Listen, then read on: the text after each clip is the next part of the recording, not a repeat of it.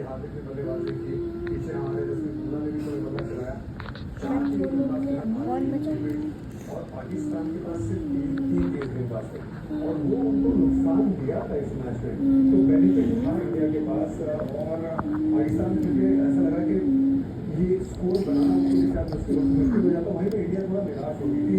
क्या जबरदस्त fight back थी और जो बॉलिंग लाइनअप के साथ खेलते बहुत कॉन्फिडेंट फील करते थे गेंदबाजी करके। मेरे आपको भी देखने को मिला कि पाकिस्तान यही चाह रहे होंगे कि गेम छोटा हो जाए। अब जब इस गेम से वोट में जाने हो जाए 15 का आगे समझ में क्या पाकिस्तान मैच में हमने 50-50 था। कैप्टन बहुत बड़ा भाई था भारत के साथ क्योंकि 267 रन इस पिच पे बड़ा टारगेट था और ये बाजी काफी मजबूत थी भारत के। क्या रिकॉर्डिंग करेगा 5% ऊपर मान लो, पर मेरे ख्याल से उनके पास का बल्लेबाज देखिए अगर रन फॉर्म में नहीं है, बाबर आजम के तीन बल्लेबाज उनको आउट किया, उनका जो आंकड़े हैं भारत के सामने अच्छे नहीं है। दबाव में मैक्सिमम का औसत है 32 का, वैसे तो बहुत अच्छा खेलते हैं पर भारत के सामने वो अच्छा नहीं खेल पाते। उनको आउट करते तो प्रोवाइड कर जाता।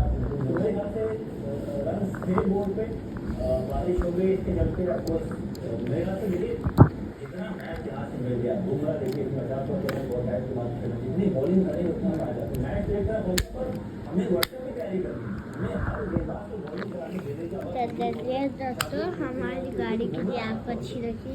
जितनी बॉलिंग में उतना फायदा। हर मैच में वो ना बेहतर होते जाएंगे, बॉलिंग मैच से होते जाएंगे तो उनको ये खराब समझ आते कि आज तो इंडिविजुअल किसी भी ना भारतीय फैन ना पाकिस्तानी फैन को बहुत पसंद आएंगे। भारत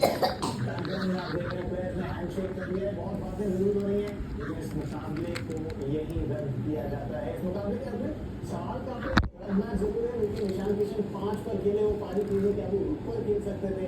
टॉस जीतकर कितना महत्वपूर्ण था, बैट करना पहले क्या गेंदबाजी गलत हुई, सारी चीजों पर चर्चा होगी इस ब्रेक के बाद।